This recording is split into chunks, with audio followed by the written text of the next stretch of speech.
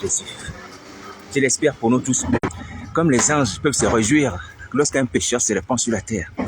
Cette joie-là que j'espère pour nous et pour moi aussi. Voilà, je ne parle pas comme un maître, je ne le suis pas, ou comme un enseignant, ou comme un dirigeant. Non, c'est comme un frère qui voudrait partager la joie des personnes qui sont repenties, qui sont délivrées et qui sont maintenant en Christ. Alléluia. Voilà, c'est cette espérance-là que je formule ce matin. Il faut prendre ça comme ça. Il faut prendre ça comme ça. Voilà. Alors, je voudrais aborder un thème important, un thème vraiment important. Mais je vais revenir là-dessus parce qu'il est très important. Il s'agit de la manière dont le Seigneur Jésus traite le problème d'un chrétien qui a péché. Il s'agit de la manière dont le Seigneur Jésus traite le problème d'un chrétien qui a péché. Et on va regarder ensemble Apocalypse chapitre 2, verset 21. Juste une portion. Une portion de Apocalypse chapitre 2. Dans ce verset biblique, d'Apocalypse chapitre 2, verset 21, le Seigneur Jésus dit à Jézabel, j'ai donné du temps afin qu'elle se repentisse. Elle ne veut pas se repentir de son impudicité. Je m'arrête là. Il y a beaucoup d'autres choses que le Seigneur Jésus dit au sujet de Jézabel. Il dit, je lui ai donné du temps afin qu'elle se repentisse de son impudicité. Elle ne veut pas se repentir. Alléluia. Alors, donc, il est question ici de la manière dont le Seigneur Jésus traite le problème de Jézabel. Jézabel qui est l'image du chrétien qui a péché, qui est mon image aussi, qui est ton image. Nous sommes tous des Jézabel, c'est-à-dire des personnes qui ont péché en Christ, qui ont péché dans l'église. On n'a pas péché dehors, on a péché en Christ, c'est-à-dire on a péché étant chrétien. C'est ce que fait Jézabel. Alors, donc, le Seigneur Jésus nous montre ici comment il règle ce genre de problème. Le problème des chrétiens qui pêchent. Malheureusement, il y a des chrétiens qui pêchent. Moi le premier. Moi le premier. Alléluia. Peu importe la nature du péché, volontaire ou involontaire, que ce soit mari de nuit ou mari de jour, peu importe, un péché est un péché. Alléluia, je ne m'exclus pas. Je ne m'exclus pas. Alors, le Seigneur Jésus a une manière de régler ce genre de problème. Une première manière, je dis une première manière. Alléluia, je vais revenir là-dessus. Qu'est-ce qu'il fait? Il dit au sujet d'Isabelle, comme elle a péché, je lui donne du temps pour se repentir, du temps pour se repentir. Ainsi donc, pour le Seigneur Jésus, lorsqu'un chrétien pêche, il lui donne du temps pour pouvoir se repentir de son péché. Pasteur, apôtre, enseignant, docteur, notez cela, notez cela. Vous qui dirigez les âmes, vous qui conduisez le peuple de Dieu, notez cela. Ça fait partie de l'une des méthodes, c'est pas la seule, ça fait partie de l'une des méthodes que la Bible nous enseigne sur la façon de régler le problème des chrétiens qui pêchent. Pour régler le problème des chrétiens qui pêchent, comme c'est le cas pour Jézabel, le Seigneur Jésus donne du temps pour se repentir. Est-ce que vous entendez? Il donne du temps pour se repentir. Donc, voici pourquoi, vous comme moi, lorsqu'on pêche, que ce soit de nuit le jour, volontaire ou involontairement, on n'est pas frappé de mort automatiquement. Isabelle n'était pas frappée de mort automatiquement, non. Parce que Jésus de Nazareth a sa manière de faire. Il donne du temps. Il donne du temps pour pouvoir se repentir. Il donne du temps pour pouvoir retourner à la sanctification. Il donne du temps pour pouvoir renoncer au péché. Il donne du temps. Il donne du temps. C'est sa façon de faire. Notons cela. Notons cela. Il donne du temps. Alléluia. Voilà. Donc, le Seigneur nous donne du temps aujourd'hui. Voici pourquoi nous avons le temps. Par la grâce de Jésus de Nazareth.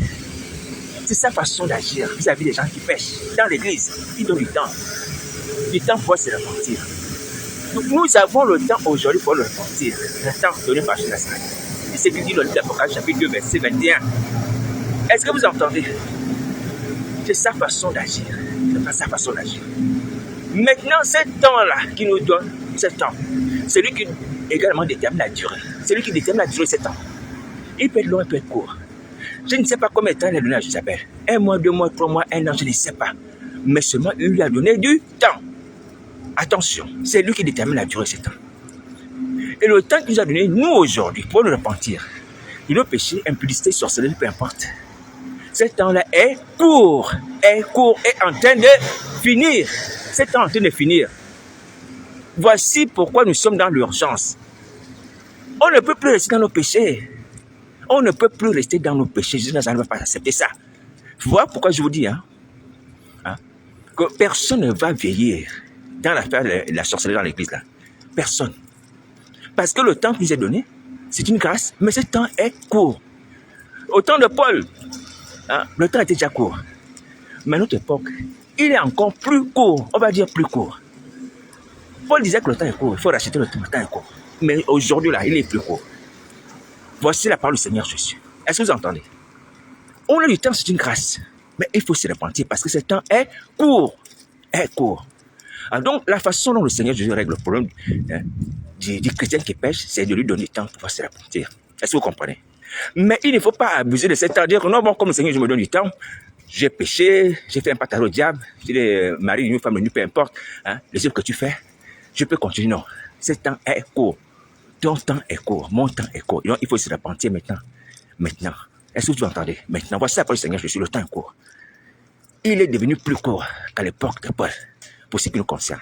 Alléluia. Alors, donc, voici la première manière que la Bible nous révèle sur la façon dont on doit traiter le problème des chrétiens qui pêchent. Il faut d'abord donner du temps. Alléluia. Il y a une autre manière, c'est de Paul. Enfin, je veux dire, le Saint-Esprit, c'est pas Paul. Le Saint-Esprit dit, ceux qui pêchent, reprends-les devant tous. Il dit cela à l'un de ses fils dans la foi. Je vais revenir là-dessus parce que c'est important. C'est important de noter ça. Les pasteurs, les dirigeants, les leaders, il faut noter ça. Parce qu'on ne doit pas fonctionner sur la chair. On ne doit pas fonctionner sur l'intellect. On ne doit pas fonctionner sur les sentiments. On doit fonctionner sur la parole de Dieu. Alléluia. Sur la parole de Dieu. Et c'est à partir de la parole de Dieu qu'on doit diriger le troupeau de Dieu. Donc quand quelqu'un pêche, on doit soit appliquer la méthode de Jésus dans sa qui donne du temps. Le frère fait le désordre, on donne du temps. Pour voir s'il va changer. S'il va se remettre en cause. Après, il y a une autre méthode, c'est de Paul. Par le Saint-Esprit qui dit, ceux qui pêchent, reprendre devant tous. On peut reprendre quelqu'un devant les autres. Alléluia. On peut aussi reprendre quelqu'un devant les autres. Certainement, à un moment où quand la chose a excédé. Excédé. Vous voyez? Excédé. Les anciens sont là, ils sont au courant que, bon, il y a un frère qui va de sœur en sœur, qui fait le désordre, qui demande la main par-ci, par-là, les fiançailles. Il va là-bas, il demande les fiançailles, il rompt. Il va chez nous, il demande les fiançailles, à gauche, à droite, à gauche, à droite. Après, il y a un moment où on peut reprendre le frère. Alléluia, devant tous. Mais ça, ce sont, à mon avis, ça c'est moi qui parle, ce sont des réactions, ou du moins des mesures d'ultime recours. D'ultime recours. Parce que c'est la dernière minute, quoi. C'est-à-dire c'est des choses qu'on fait quand on a déjà tout essayé. Alléluia. Voilà. Donc, ça, c'est une méthode aussi par le Saint-Esprit que le Saint-Esprit a inspiré à Paul et dit à l'aide de ses fils, ceux qui pêchent, il faut les répandre devant tous. Pour qu'ils aient honte. Alléluia. Voilà. Mais pour ce qui nous concerne aujourd'hui, le Seigneur Jésus nous demande à ce que nous puissions nous repentir. Donc, il applique la méthode de Jabel. Vous voyez, le Seigneur Jésus ne nous expose pas devant les gens. Il ne montre pas notre nudité, tout ce qu'on fait devant les gens. Et quand il envoie un de ses enfants, ces gens, c'est un chrétien. C'est un chrétien qu'il envoie pour aller parler à Jabel. Donc, c'est quelqu'un de l'église. Et là encore, on va même dire que cette méthode, ça rappelle ce qu'il avait dit que lorsque ton frère a péché, va lui parler. Va lui parler entre toi et lui. Toi et lui, vous parlez ensemble. Vous parlez ensemble entre ton frère et toi. Vous parlez ensemble. Voilà. Vous voyez? Donc, l'objectif jusqu'à s'arrête aujourd'hui, c'est de nous gagner. Ce n'est pas de nous perdre. Et pour nous perdre, il emploie aussi la méthode. Mais attention, il ne faut pas abuser. Sinon, le Seigneur, je peux utiliser d'autres personnes qui sont les païens. Ceux-là, ils vont nous reprendre devant tous. Voici pourquoi vous entendez les vidéos. Des païens qui parlent de nous en mal. Qui parlent de nous comme des faux, comme des menteurs, comme des adultères, comme des voleurs. Vous voyez? Ça aussi, c'est une autre méthode. Mais attention, mes amis, attention, mes amis. Mais ça fait aussi partie de la Bible. De nous reprendre devant tous, devant les païens, devant le monde. Il ne faut pas s'offusquer, il faut dire, menacer les païens, dire non, tu auras le châtiment de Dieu, tu auras la malédiction de Dieu. Non. On reprend les gens qui s'entêtent aussi devant tous. Devant tous, c'est vrai, c'est devant l'assemblée. Mais ça peut aussi devant les païens. Ça fait aussi devant les mondains. Les vidéos que vous entendez là, mais elles sont bibliquement justifiables. Elles sont assises sur cette parole biblique qui dit qu'on peut reprendre les gens devant tous. ne faut pas les maudire. Mais c'est à nous maintenant de régler le problème de péché pour qu'on ne reprenne pas devant tous. Est-ce que vous voyez? Alors, je vais revenir là-dessus. Mais simplement, je m'en rappeler l'urgence. On a le temps aujourd'hui, mais ce temps est devenu plus court. J'insiste sur plus court. Donc, il faut se repentir. Il faut se repentir urgemment. Bon courage. Merci.